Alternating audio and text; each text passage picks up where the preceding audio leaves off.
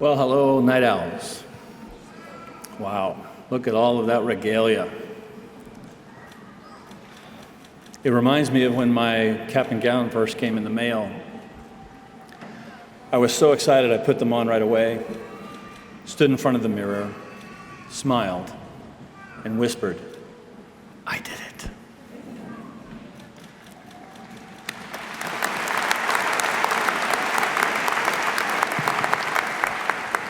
And now looking out at the sea of caps and gowns here, I see that you did it too. You probably did it better than I did. You almost certainly did it sooner than I did. And now we're all here in our caps and gowns. Regalia is strange. I mean, what is that? But there is no other ensemble that I would rather be donning today. Because while I am here to receive my master's degree, I've never actually had the opportunity to wear a cap and gown on stage before. Not last year when I graduated with my bachelor's degree online, and certainly not in 1980, when all of my peers were graduating from high school while I was flipping burgers at a local restaurant. You see, I had debilitating math anxiety, and I didn't think that I was smart enough to be in school. So I dropped out of high school in the 11th grade. A decision that relegated me to a life of mediocrity. I went from low-paying job to low-paying job, and I became the quintessential jack of all trades and master of none.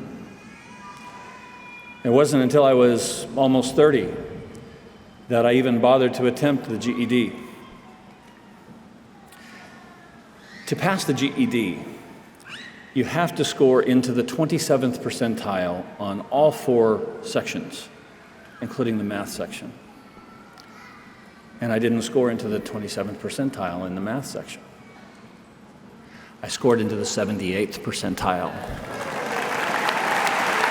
Right? In the science section, I scored into the 97th percentile. That's the top 3% in the nation. Now, I was 28 years old, and that was high school level stuff. So I have no doubt that every single person in this room could do at least that well. But for a high school dropout with low self-esteem and debilitating math anxiety, seeing those scores was a life-changing event for me. Because for the first time in my life, I was able to see myself in scenarios where I might actually be wearing regalia on stage someday. I didn't know it would take this long, but I finally got here. Still the jack of all trades, but a master of education.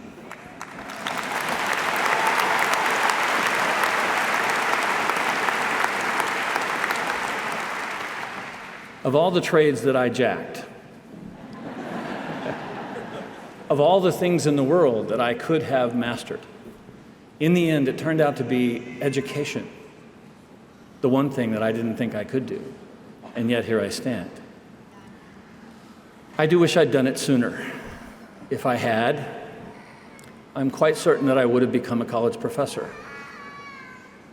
History, probably, maybe law, maybe philosophy, but definitely a college professor.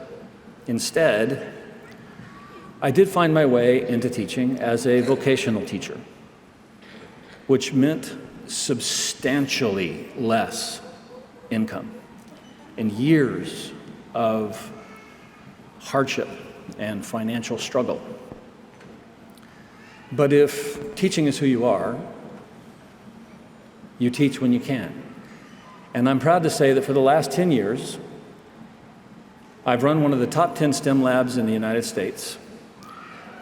Me and my students have done everything from lasers, 3D printers, we've trained on a flight simulator, and we built a full-scale replica of the 1902 Wright Brothers glider from scratch.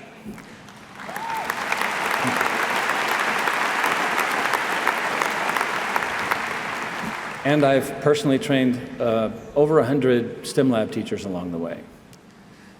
But despite the personal fulfillment in my work, I don't own a home.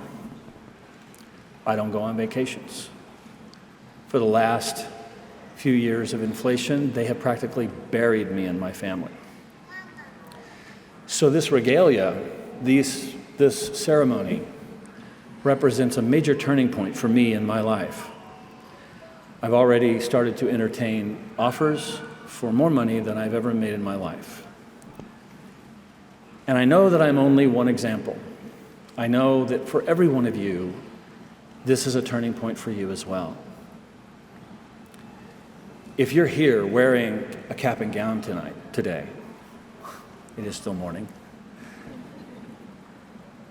you either didn't make the kinds of mistakes that I made, in which case you're off to a great start in life, or you've spent the last few years making changes, as I have, and your life just got better, as mine has.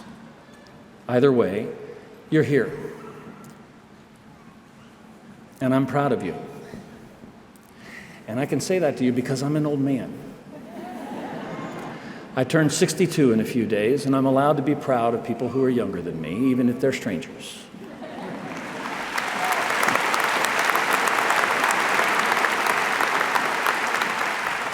I know that there are some who are older than I am, and for those who are older than I am, you and I can be proud of each other, and we can be proud of them together.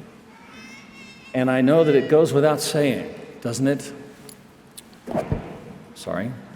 That each and every one of us has earned the right to feel pride in ourselves today.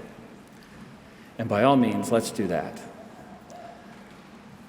But hopefully, in so doing, we all remember to be grateful.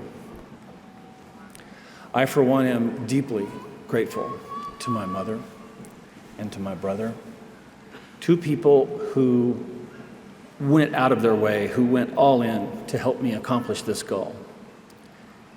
If you're lucky enough to have people like that in your life today, don't forget to thank them today. And finally, I would just like to say thank you to you for listening. For me to be able to share my story out loud to so many in this moment makes this moment more powerful and more meaningful for me. I wish I could tell you that there is some life lesson to take from the story, some profound thought that I can leave you with. I don't really have that for you. The only profound thing that I can offer you is my gratitude, my profound sense of honor to be here among you, and to be the one who gets to say to you now as I exit the stage, congratulations, class of 2024, we did it.